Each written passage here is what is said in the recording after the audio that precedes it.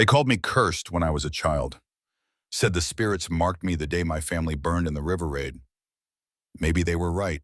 Maybe something inside me snapped that day. Something that never healed right. Years later, they said something worse. They said I'd lost my mind. She married that? One of them laughed, pointing with a chin full of chewing tobacco at the man sitting beside me. Limp legs stretched out, boot hanging off. What's she gonna do with a cowboy who can't even walk? I heard them, every whisper, every insult. They didn't see him the way I did. They didn't know the fire inside that broken body. They saw a man with one good leg and a rusted rifle. I saw a storm trapped in human skin. He wasn't always like that. Once, they say, he could ride from sunrise to sundown without water. Now he leaned on a carved stick and flinched every time a horse snorted too loud. They called him useless. They called me desperate. But at night, when the world went still and the wind whistled through the cracks in our cabin wall, he held my hand like he'd never let it go, even if the earth split open beneath us. Love doesn't scream. Love doesn't shine for strangers to clap at. It's quiet. It's steady. It holds the line when everything else breaks. And when war came knocking at our door, it was that one-legged man they'd mocked who stood between me and death. He didn't need two legs to make a stand. He only needed a reason. My name is Elena Neshoba. I was born under a blood moon in the winter of 1849, when the snow piled like bones across the Dakota plains and the wolves howled louder than prayer. My mother said I came out screaming, fists clenched, ready to fight the world. She was right. I never knew peace, not even as a child. Our village sat along the southern ridge, where the pines grow sparse and the buffalo used to run thick. My father was a tracker, sharp-eyed, stone-faced, moved like smoke. My mother sang to plants and whispered to horses. I remember her laugh, soft like moss, but that was before the bluecoats came.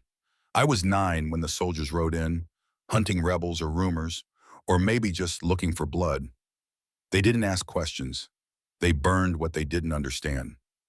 My father took 3 bullets to the chest before he hit the ground. My mother screamed once. That sound still rattles in my spine. I hid in a hollowed cottonwood tree and didn't come out until the ashes cooled. The snow covered them by morning. After that, I wandered, alone. I learned to steal without being seen. I slept with my knife under my ribs. I stopped crying the day I watched a traitor gut a starving girl or trying to take his bread. I didn't speak for nearly 2 years. They called me ghost child, cursed thing.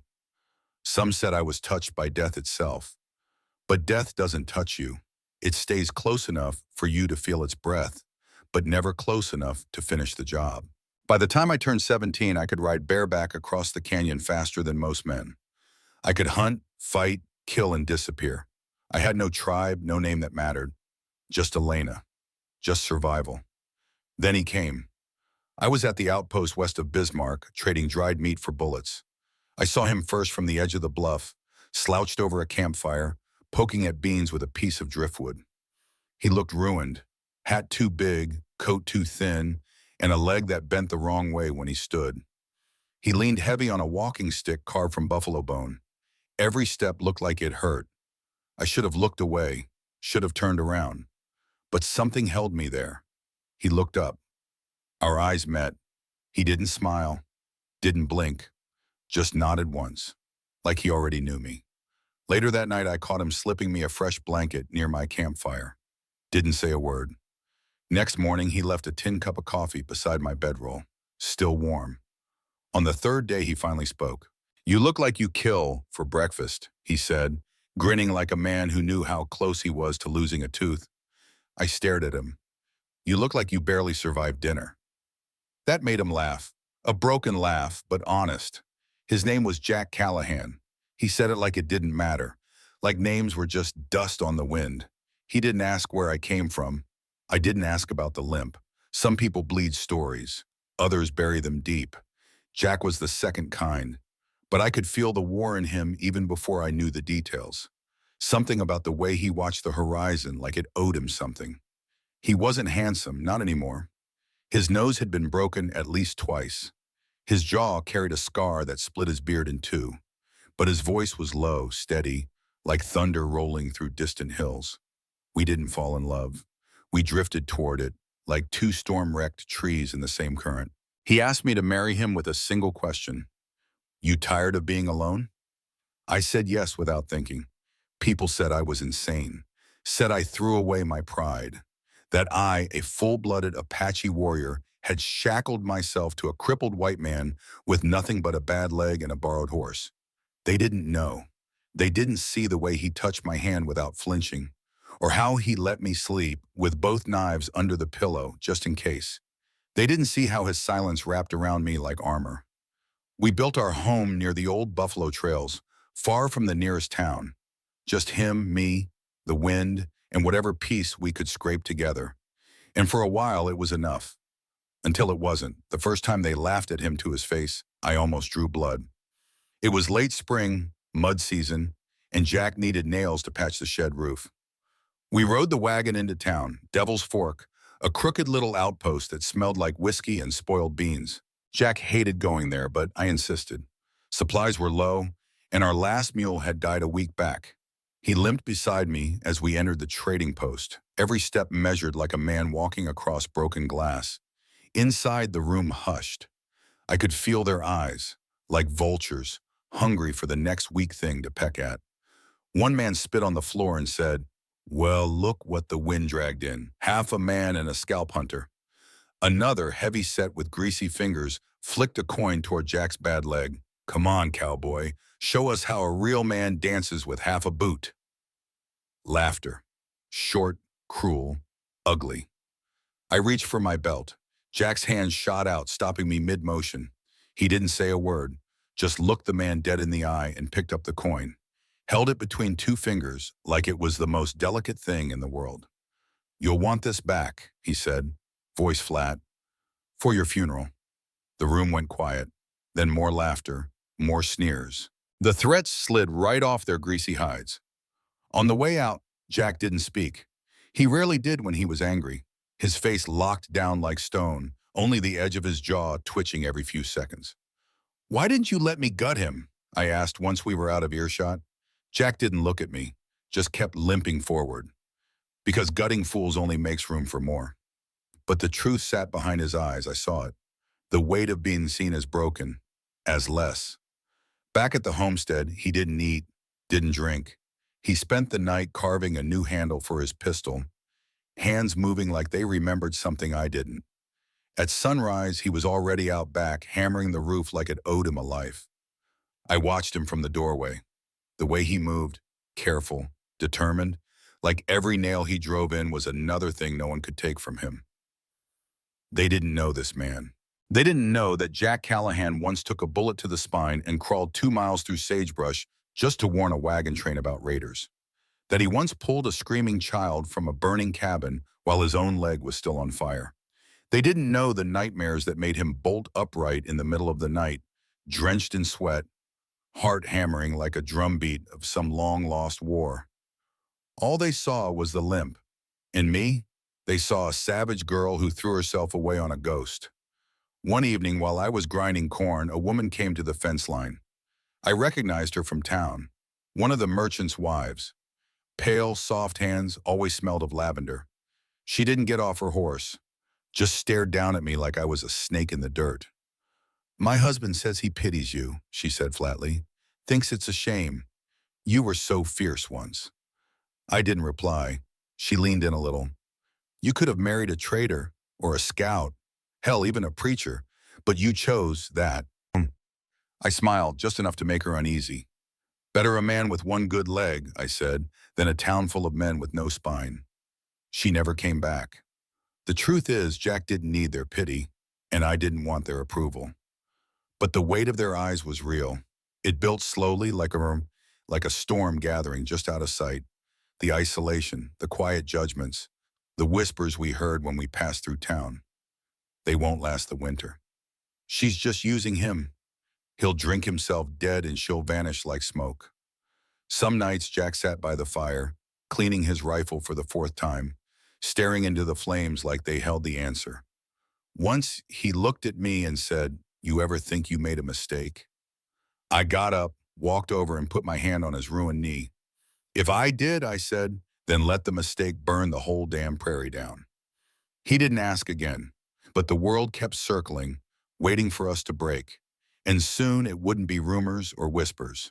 It would be boots, guns, and war. The smoke reached us before the sound did.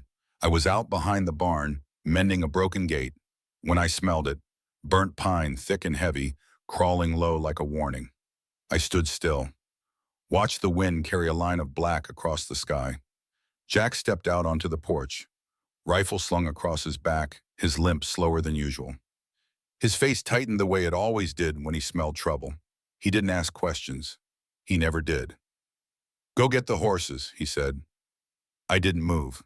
He looked at me. "Now, Elena." I dropped the hammer and ran. By the time I reached the corral, I could already hear them, hooves pounding like a war drum, wheels grinding against dry earth. Dust bloomed on the southern trail. They came fast. 18 riders, uniforms crusted with dirt, flags ragged and sun-bleached. U.S. cavalry. But this wasn't a patrol. It was a hunt. Jack watched them from the porch, his rifle cradled like a sleeping child. I stood beside him, breathing hard, sweat prickling down my spine. They didn't slow until they were close enough for me to count their buttons.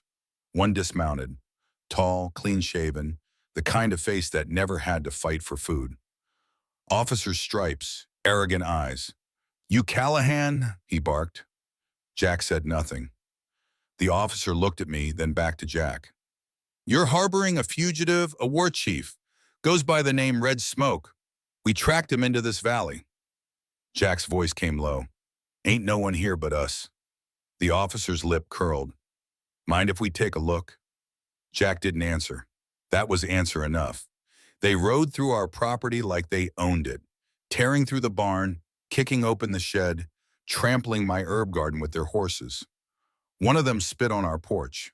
Another knocked over the water barrel just to watch it roll. I kept my hand on my knife the entire time. They didn't find Red Smoke. Because he wasn't there. Because he never had been. They came looking for someone else. And they found him. "You've got a familiar face," the officer said that evening, circling Jack like a wolf. "You ever serve? You look like a man who's seen war." Jack just stared at the horizon. The officer smirked. "Well, if he shows up, your Indian friend, you let us know. Wouldn't want the wrong folks getting hurt." He mounted his horse, spit into the dirt, and rode off with the others. But I saw it in Jack's eyes. He knew they'd be back. They weren't chasing a chief. They were drawing a line. 2 nights later, they returned. No flags this time, no questions, just fire. They came from the trees, silent, at-bomb torches high, set the barn ablaze in seconds. One of the horses screamed. I ran barefoot through the ash, cutting rope, throwing water. Too late. Jack was already moving. He had strapped his bad leg tight with rawhide and tied himself to the saddle of his old Mustang. His rifle was loaded. Extra rounds in the saddlebag. He didn't say goodbye, just looked at me once and nodded. Then he rode. The last I saw of him that night was his silhouette against the fire, one man charging straight into the dark against a dozen trained soldiers. And somehow he disappeared. The gunfire started minutes later. Sharp cracks, short bursts, not panic, precision. Jack was hunting. I ran to the ridge with my bow. From there I saw him, darting between rocks, using the terrain like it owed him a favor. He knew every crevice, every blind curve. One man dropped, then another. He moved like a ghost, fast and brutal. They tried to regroup, but he was always a step ahead, firing from above, vanishing into the hills, dragging them away from the ranch. At one point I saw him fall. His horse took a bullet, reared, collapsed under him. Jack hit the ground hard, rolled, came up limping, blood on his shirt, smoke in his eyes. But he kept going. He led them into the ravine where the path narrowed and the rocks could hide the dead. He turned the land itself into a weapon. By dawn, 7 men were dead, 3 more wounded, the rest fled. I found Jack at the edge of the bluff, leaning against a cedar, his rifle empty, legs shaking. Blood poured from his side. He looked at me, grinned like a lunatic, and said, "Told you I wasn't done yet." Then he passed out. I dragged him back with my own hands. 4 miles, through smoke, chum, and the stink of gunpowder. The cabin was still standing, barely, but so was he. One man, one leg, 18 soldiers. Only a fool would call him crippled now. It started with a scream, not from Jack, not from me, from the scout, the one they left behind. He stumbled out of the tree line at dusk, one arm hanging useless, face smeared with blood and fear. I was fetching water when I saw him, weaving like a drunk, pistol loose in his hand. I dropped the bucket. He didn't see me. He didn't see anything, but someone saw him. Gunshots cracked from the ridge, 3 in quick succession, close, sharp, tight like teeth snapping shut. I hit the ground and crawled behind a log. The scout dropped, face first, dead before his body stopped twitching. Then silence, the kind that hums in your bones. Jack burst out of the trees, seconds later, limping hard, shirt soaked in blood, eyes wild. "Inside," he snapped. We didn't argue. I dragged the rifle case, the ammo, the water skins. Jack blocked the door, loading as he went. "They brought more," he said. "How many?" He didn't answer, didn't need to. We heard them before we saw them. 6 riders, then 10, then more, horses shrieking, wheels grinding. No flags this time, just torches, just war. They opened fire before the moon rose. Bullets slammed into the cabin walls, punched through the roof. Wood splintered around us like exploding stars. I fired back through the window. 1 shot, 2. Jack took the front. I took the rear. We moved like a machine. Reload, fire, duck, no speaking. Only breath, sweat, blood. One of them got too close. I buried an arrow in his throat and watched him gargle his last breath against the porch rail. They tried to flank us. Jack threw a lantern full of kerosene and lit the east brush like a curtain of flame. The riders screamed as their path burned to ash. Still they pushed, from the ridge, from the creek bed. Dozens now, too many. "Back room," Jack said. I grabbed the dynamite, the real kind. The kind he kept buried in a whiskey barrel under the floorboards, just in case. Tonight was just in case. He took the fuse between his teeth and bit it clean.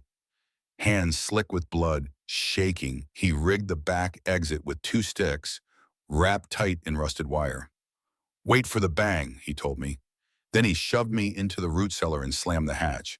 I screamed, pounded the wood, tried to break the lock with my shoulder. And then, boom. The world shook. Dust poured in like rain. I kicked the hatch open and climbed out coughing, choking, ears ringing. Smoke billowed from the east wall. The back half of the cabin was gone. Flattened, bodies everywhere.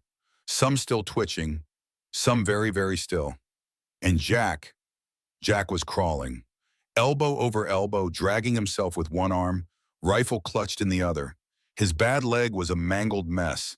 I couldn't tell where the blood ended and the bone began, but he was alive. He looked up at me and grinned through red teeth. "Didn't want to die in the root cellar," he wheezed. "Bad view."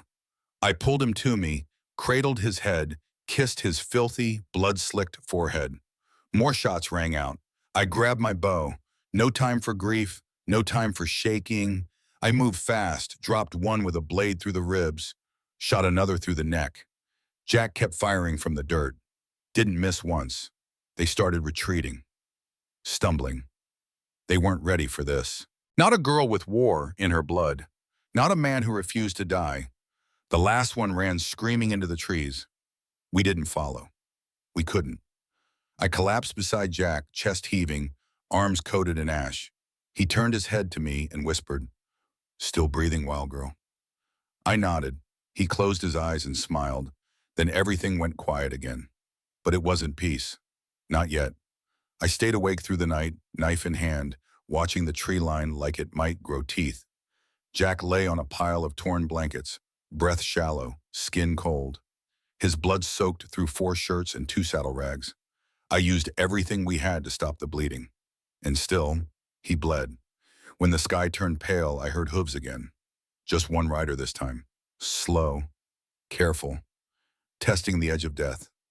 I grabbed the rifle and stood in the doorway, barefoot, heart hammering so loud it drowned the wind. He wore a captain's coat. The same one who came the first day, the one who looked at Jack like he almost recognized him.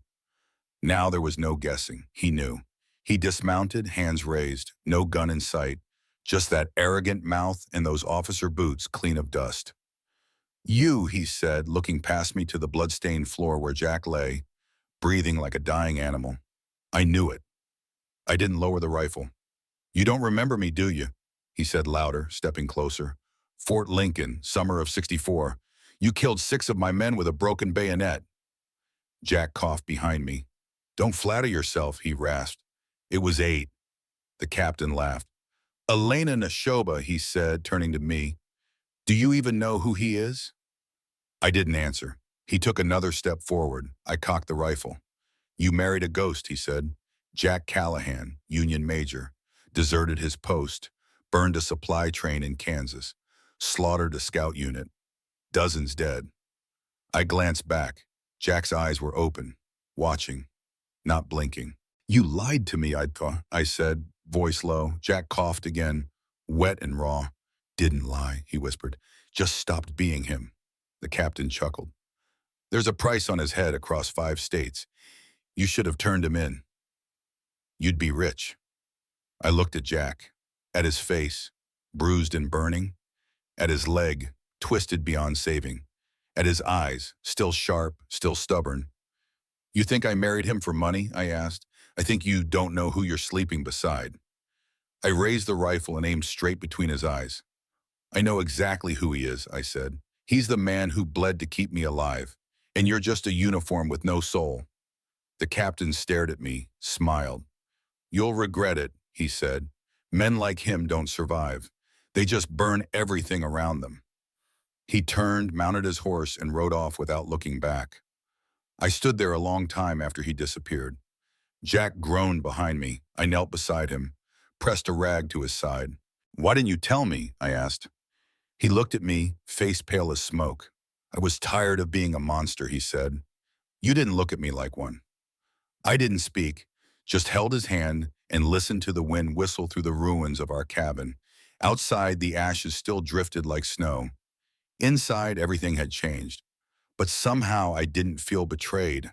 I felt warned, prepared, because now I understood. Jack didn't run from war. He carried it with him. The doctor came 2 days later, dragged by a bribe and the barrel of my shotgun.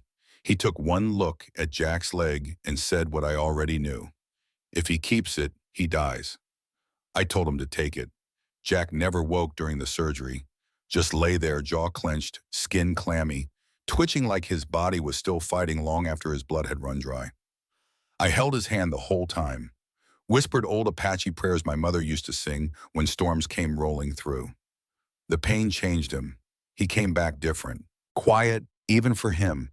He barely spoke, didn't eat unless I made him, didn't sleep unless I was beside him, hand on his chest like an anchor to keep him from slipping under. He didn't ask about the captain, didn't ask about the bounty. He just stared at the ceiling most days, lost in battles only he could see. But there were moments, small ones. He'd wake and say, "Is it morning?" Even when the sun was blazing through the window. He'd reach for me in his sleep. One night I caught him trying to stand, biting his lips so hard it bled. I helped him back down and he didn't fight me. He just said, "I hate needing you." And I said, "Good. That means you still want to stand." The winter came early that year. The snow hit hard, and the wind howled like something angry. We had little left, half a roof, no animals, a dwindling supply of firewood. But we had each other. Jack made a new leg out of pine, crude, ugly, heavy as sin. But he wore it, learned to walk again, slow, painful. But he did it. Every morning he dragged himself to the door and looked out over the hills. "Still ours," he'd say, not loud, not proud, just certain. One day I asked him why he never ran. Not from the bounty, not from me. He looked at me like the answer was obvious. "Because you stayed." That's when I realized, love isn't the kiss under the tree. It's not the wedding or the sweet words before bed. It's showing up, even when it hurts, even when you're broken. It's standing still when the world wants you gone. It's dragging yourself through the fire just to keep someone else warm. People still talked, said I wasted my life, said he'd bring me nothing but ruin. But ruin's not the worst thing, emptiness is, and my life was never empty. Not with him. He never gave me flowers, never sang songs, but when my hands bled from chopping wood, he took the axe. When the nightmares came, he stayed awake so I could sleep. When my voice cracked, he gave me silence. And in that silence, I found something no one could touch. Not bullets, not gossip, not even death. The bounty never came. Maybe they forgot. Maybe they feared what they'd heard. One man, one leg, and a woman with war in her blood. Together, we were unshakable. The story didn't end with fire, or bullets, or blood. It ended in spring. Years later, a boy stood at our fence line. Big eyes, dirty face, holding a map with torn corners. He said he'd heard the stories. About a one-legged man who fought off a regiment. About an Apache woman who burned through soldiers like wind through dry grass. He looked at me like I was a ghost. Was it true, he asked? Was it really him? I didn't answer, just handed him a tin cup of water and said, some men build legends, some just survive them. Jack was gone by then, not in a blaze, not in a fight. He died the way he lived in the end, quiet, holding my hand, watching the sky like it held one last secret. No war, no final stand, just breath, then stillness. They buried him on the ridge where the buffalo used to run. I carved his name into a stone with my own knife, not his full name, not the rank, not the crimes, not the past, just Jack Callahan. He stayed. That's all anyone needs to know. People ask me sometimes if I regret it. Marrying a man with a limp and a bounty. Living out in the middle of nowhere where winter bites and ghosts walk. No, I regret nothing. He was the storm that ruined me and the shelter that saved me. He never made promises. He made a choice every day to stay, to fight, to love me without saying the word. And when everything else burned, that love didn't. It held. That's what people don't understand. Real love isn't loud. It's not paraded, liked, shared, or blessed by a crowd. It's buried deep where no one sees, where no one can take it. It's the way he leaned on me without shame. It's the way I bled for him and never once looked away. It's what we built between broken bones and burned out walls. Not perfect, but permanent. If you're still out there looking for something easy, shiny, loud, good luck. But if you ever find someone who stays when the fire comes, hold on, because love like that doesn't happen twice. If this story meant something to you, like it, share it, pass it on, because someone out there needs to know you don't need two good legs to stand for someone. You just need the guts to stay.